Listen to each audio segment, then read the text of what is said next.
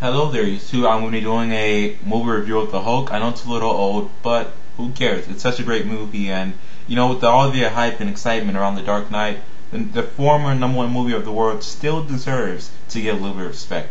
So I'm going to be reading a review from EW.com, and then after that I'll be telling you my review of it. Rebooting a blockbuster franchise that never got off the ground in the first place may not seem like the smartest move, but there is certain brute logic to it. Scrutinizing the bomb in the question can offer up to 100 mistakes from which to learn. In case of Ang Lee's 2003 Hulk, those invaluable lessons include: don't dramatize the Marvel comic book about scowling humongous green man monster by giving it a convoluted, fruity and back history Oster, ain't enough to agonize the Ingmar Bergman. Don't strip your movie of all lightness, comedy, and low-down kicks. And don't have a Nick Nolte looking as devilish as he did in his famous mugshot. Show up to chew more scenery than a Hulk does, the Incredible Hulk.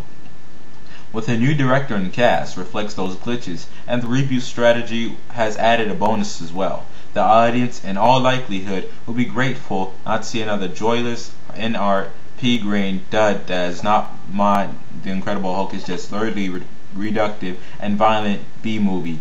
One that clears a bar that hadn't been set very high. The film gets around all arduous backstory stuff out of the way in the opening credits, then catches up with Bruce Banner, Edward Newton, the molecular research scientist turned unwitting Hulk, as he hides out in the layered semi-slums of Brazil, doing his best to be his own anger management counselor.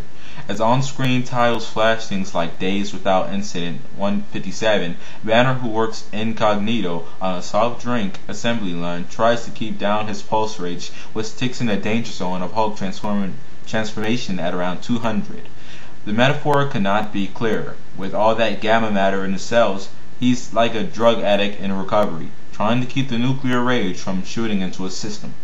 Stan Lee, the Hulk's co-creator, has said he came up with the character by crossbreeding Boris Karloff's Frankenstein monster with Dr. Jekyll and Mr. Hyde's the noble freak poignance and of Frankenstein mostly eludes this movie.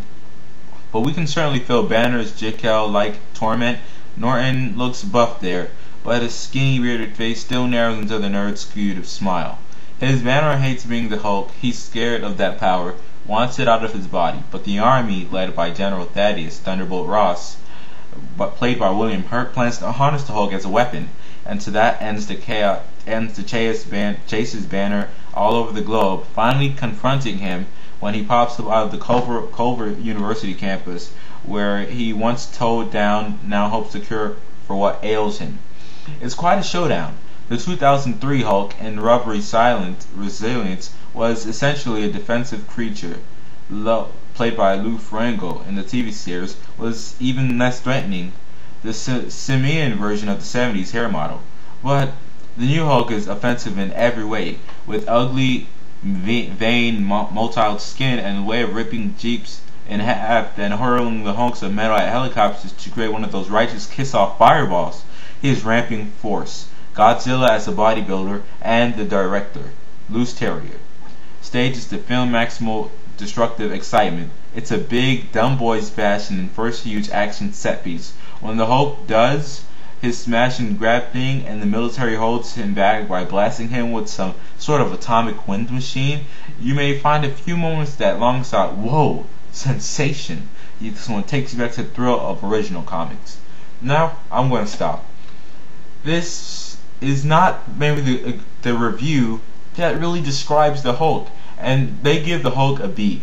Now, I really disagree with that. They give the Hulk a B- when Adam Sandler's movie You Don't Mess with the Zohan gets an A, which was indeed a very gay movie. Anyway, back to my review. The Hulk is great.